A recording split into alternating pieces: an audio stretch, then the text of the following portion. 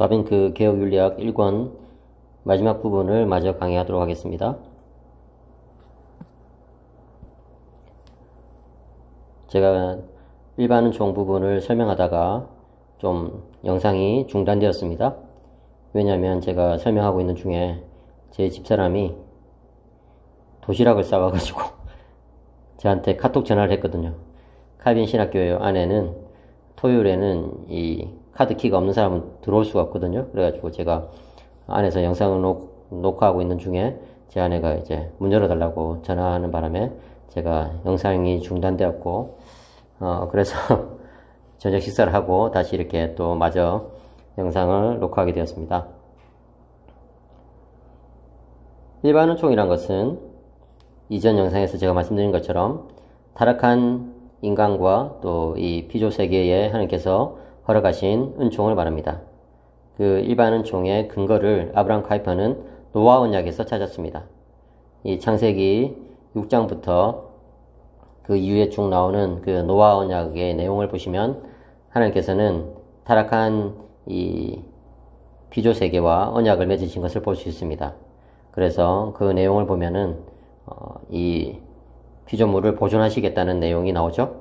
그래서 하나님은 이 홍수 이후에도 그 언약의 상징으로서 표징으로서 무지개를 주시면서 하나님께서 이 세상을 보존하겠다고 약속하셨는데, 바로 그 보존의 은혜를 담은 언약이 바로 일반 은혜, 일반 은총이라는 것이죠.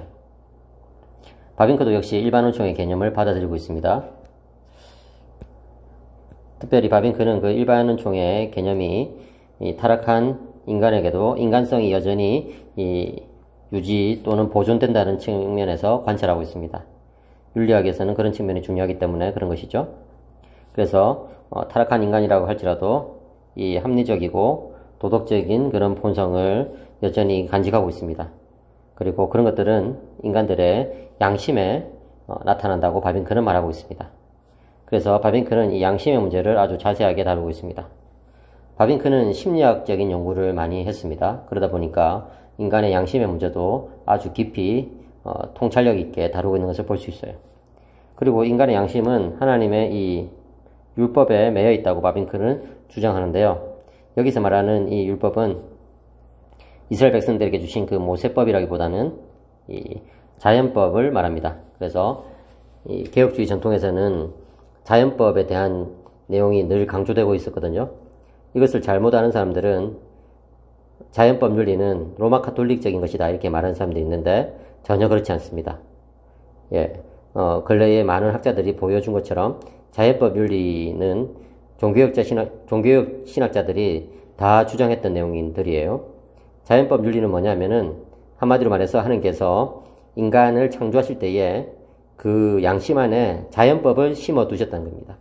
이 자연법이란 것은 도덕법칙을 말한 것이죠. 그 자연법의 요약이 바로 십계명입니다. 그런 어떤 도덕법칙이 모든 인간의 양심 속에 들어있는데, 타락한 이후에도 여전히 그런 도덕법칙이 인간의 양심 속에 남아있다고 바빙크는 주장합니다. 사실 그렇죠.